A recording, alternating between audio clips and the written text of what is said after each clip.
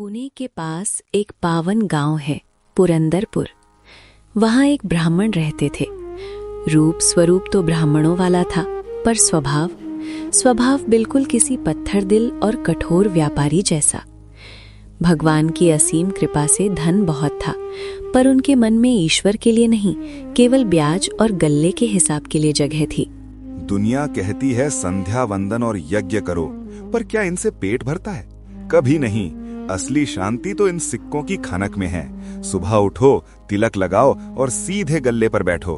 पाई पाई का हिसाब रखना पड़ता है, वरना ये दुनिया नोच खाएगी। लक्ष्मी को बांध कर रखना ही मेरा असली धर्म है।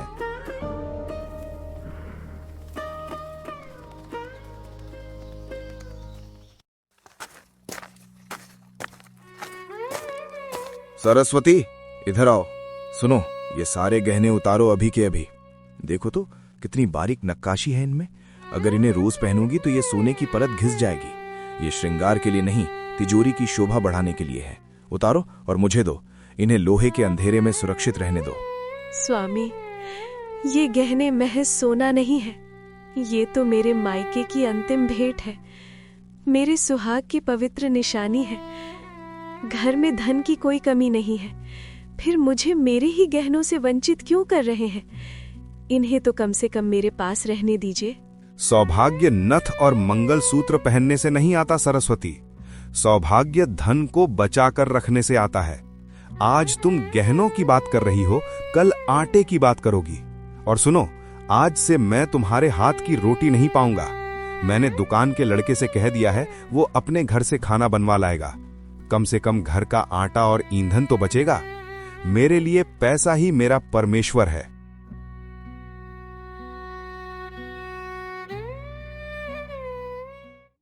जब संसार में कोई पाप या अहंकार की अति कर देता है, तो ठाकुर जी को लीला करने में बड़ा आनंद आता है। अपने भक्त की लाज रखने के लिए और एक पापी के उद्धार के लिए साक्षात श्री पंडरीनाथ ने एक दीनहीन वृद्ध ब्राह्मण का रूप धरा और पहुंच गए उसी कंजूस की चौखट पर। सेठ जी, इस बूढ़े ब्राह्मण का दंडवत प्रणाम स्वीकार करें। मैं बहुत दूर से आया हूँ महाराज, बड़ी विपदा में हूँ। मेरी लाली, मेरी इकलौती बेटी बड़ी हो गई है। उसका ब्याह तय हुआ है, पर हाथ खाली है। सुना है आप बड़े धर्मात्मा और धनवान हैं। कुछ सहायता कर दीजिए महाराज, चाहे तिनका भर धन हो या कोई पुरानी सामग्री। मेरी बेटी का घर बस जाएगा। वाह बाबा, खूब कही आपने। तन पे नहीं लत्ता और चल दिए कलकत्ता। बाबा, जरा मेरी इस धोती को देखो, 4 जगह से रफू लगी है। मेरा खुद का कुर्ता फटा हुआ है। जब मैं खुद फटे हाल जी रहा हूं, तो तुम्हें राजकोष कहां से दूं? जाओ, कहीं और जाकर अपना दुखड़ा सुनाओ। यहां सिर्फ हिसाब होता है, दान नहीं। सेठ जी, लोग कहते हैं आपके द्वार से कोई खाली नहीं जाता। मेरी बेटी का जीवन दांव पर लगा है। क्या आपके हृदय में तनिक भी दया नहीं? मैं आपके दर पर बड़ी उम्मीद लेकर आया हूँ, खाली हाथ नहीं जाऊंगा। देखो बाबा, कान खोल कर सुन लो। मैं दान पुण्य में विश्वास नहीं रखता। ये दुकान है, धर्मशाला नहीं। अगर कुछ कीमती वस्तु है तो उसे गिरवी रखो और बदले में पैसा ले जाओ, वरना रास्ता नापो। मेरा कीमती समय बर्बाद मत करो। भगवान वहां से निराश होकर सीधे ब्राह्मण के घर पहुंचे और द्वार पर बैठकर विलाप करने लगे। उनकी करुण पुकार सुनकर सरस्वती देवी बाहर आईं। हाय, अब मैं क्या करूं? किस मुंह से घर वापस जाऊं? द्वार द्वार भटका, हर जगह दुत्कार मिली। अब अपनी मासूम बेटी को क्या जवाब दूंगा? हे नारायण, अब तो इस पत्थर दिल इंसान की चौखट पर प्राण त्यागना ही मेरा अंतिम मार्ग है। ये देखो सरस्वती बेटी, ये जहर की पुड़िया मेरी जेब में ही है। अगर मदद ना मिली तो यही मेरा अंत होगा। अरे ब्राह्मण देवता, ऐसा अनर्थ मत कीजिए। रुकिए महाराज, अपने प्राणों पर संकट मत लाइए। एक भक्त का हृदय दूसरे की पीड़ा देखकर लहूलुहान हो जाता है। मेरे पास आपको देने के लिए कुछ भी नहीं बचा है। स्वामी ने सब छीनकर तिजोरी में कैद कर दिया है। पर रुकिए, मेरी एक चीज उनके हाथ नहीं लगी। ये नाक की स्वर्ण कील है महाराज। ये मेरे पास बचे आखिरी वस्तु है। इसे ले जाइए। इसे बेचकर या गिरवी रखकर आप अपनी बेटी का ब्याह धूमधाम से करना। एक बेटी के पिता का सम्मान बना रहे, यही मेरा धर्म है। भगवान वही स्वर्ण की कील लेकर फिर से ब्राह्मण की दुकान पर पहुंच गए। उनके चेहरे पर एक रहस्यमयी मुस्कान थी, जैसे वे जानते थे कि अब इस अहंकारी का हृदय टूटने वाला है। ये लो सेठ, अभी कुछ देर पहले तुमने कहा था ना कि कुछ मूल्यवान वस्तु हो तो गिरवी रख लो। देखो, नारायण ने सुन ली। ये शुद्ध स्वर्ण की कील रखो और इसके बदले मुझे उचित धन दे दो, ताकि मैं अपनी बेटी के हाथ पीले कर सकूं। ये कील, ये तो बिल्कुल वैसी ही है जैसी मेरी पत्नी पहना करती थी। वही चमक, वही नक्काशी। बाबा, सच सच बताओ, ये तुम्हें कहां से मिली? किसी गरीब ब्राह्मण के पास इतनी मूल्यवान वस्तु कहां से आई? सेठ जी, इससे तुम्हें क्या प्रयोजन? तुम्हें तो वस्तु के मूल्य और अपने व्यापार से मतलब है ना? क्या ये स्वर्ण नहीं है? क्या इसकी कीमत चुकाने में आप असमर्थ हैं? लाओ, अब शीघ्र पैसा दो, मेरी बेटी का समय निकला जा रहा है। ब्राह्मण ने कील तिजोरी में बंद की और पागलों की तरह घर की ओर भागा। उधर घर में सरस्वती देवी मृत्यु की प्रतीक्षा कर रही थीं। उन्होंने सोचा कि जब उनके स्वामी को पता चलेगा कि कील दान कर दी गई है तो वे उन्हें जीवित नहीं छोड़ेंगे।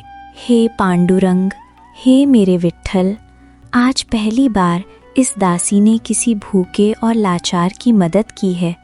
पर हाय, मेरे स्वामी का क्रोध मुझे जीवित नहीं रहने देगा। वे तो स्वर्ण के मोह में अंधे हो चुके हैं। हे नाथ, उनकी मार और तिरस्कार सहने से अच्छा है कि मैं आपके चरणों में ही अपने प्राणों की आहुति दे दूं। मुझे क्षमा करना प्रभु।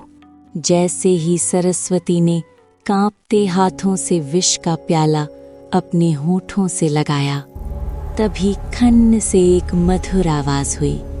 साक्षात शून्य से वही स्वर्ण की कील उनके प्याले में गिर गई। सरस्वती, किवाड़ खोल। कहाँ मर गई तू? तेरी नाक की कील कहाँ है? मुझे दिखा अभी के अभी। सच सच बता, तूने उस बूढ़े को दान दी है ना? बोलती क्यों नहीं? शांत हो जाइए स्वामी, इतना क्रोध क्यों? ये रही मेरी कील, मेरे हाथ में ही तो है। देखिए, मैंने इसे कहीं नहीं भेजा। असंभव, महाअसंभव। मैं अभी अभी अपनी आंखों से इस कील को दुकान की तिजोरी में ताला लगा कर आया हूँ। इसकी चाबी मेरी कमर में बंधी है। ये तेरे पास कहाँ से आई? क्या तू कोई जादू टोना जानती है? ब्राह्मण पागलों की तरह वापस दुकान गया। कांपते हाथों से तिजोरी खोली तो वहां सन्नाटा था। तिजोरी खाली थी। तब उसे बिजली की तरह चमकते हुए सत्य का बोध हुआ कि वो वृद्ध ब्राह्मण और कोई नहीं, स्वयं पांडुरंगा विट्ठल थे। धिक्कार है मुझ पर, कोटि कोटि धिक्कार है इस धन और इस जीवन पर। साक्षात जगन्नाथ, त्रिलोकी के स्वामी मेरे द्वार पर याचक बनकर खड़े थे। मुझसे एक दाना मांग रहे थे और मैं नीच उन्हें दुत्कारता रहा। हे विट्ठल, आपने एक पापी के घर आकर अपनी करुणा दिखाई और मैं अंधा आपको पहचान न सका। आप अवगुणी में भी गुण ढूंढ लेते हैं और मैं स्वर्ण में भगवान ढूंढ रहा था। उसी क्षण ब्राह्मण का हृदय बदल गया। उसने माया का मोह त्याग दिया। अपनी समस्त संपत्ति, घर और दुकान गरीबों में बांट दी। अब वो पुराना कंजूस ब्राह्मण नहीं था। अब वो भगवान का दास बन चुका था। वे अपनी पत्नी के साथ पंढरपुर आ गए। वहीं विट्ठल के सामने कीर्तन करते हुए वे अमर हो गए, जिन्हें आज सारी दुनिया भक्त पुरंदर दास के नाम से पूजती है। धन छूटा तो साक्षात नारायण मिल गए। आपको यह दिव्य कहानी पसंद आई हो तो कृपया वीडियो को लाइक करें और कृष्णा दर्शन को सब्सक्राइब करें। जय श्री कृष्ण।